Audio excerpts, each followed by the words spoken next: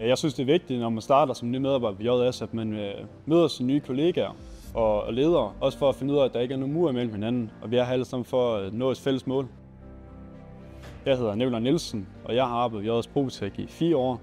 Jeg arbejder som industritekniker. Min normale dagligdag her ved JS, det består af programmering af 3D-modeller for tegnestuen, som jeg lægger værktøjsbaner på det CNC-center, jeg står ved, og så vil det være manuel drejning og fræsning.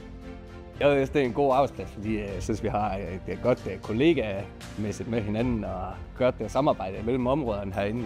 Jeg hedder Mathias Koft, og jeg er smed, og jeg har været her i 3 år.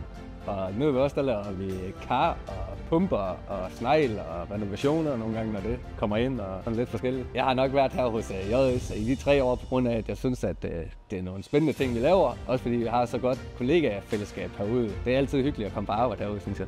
JS er en god arbejdsplads på grund af, at man tager sig af sine medarbejdere. Både deres sikkerhed, deres ved at vælge dagligdagen. Jeg synes, det er dejligt, at man som virksomhed fejrer forskellige begivenheder. Nu har vi så for nylig 40 års jubilæum, og det er dejligt at se, at man er stolt af, at firmaet har klaret sig så længe, og vi bliver bare bedre og bedre som virksomhed. Hvis man kunne tænke sig at prøve noget spændende og noget nyt, så er JS altid et godt sted at komme hen. Vi har det hyggeligt sammen, og så har vi meget fælles, også uden for arbejde, og så nogle nye udfordringer. Det synes jeg er en super arbejdsplads. Det er altid sjovt at komme på arbejde.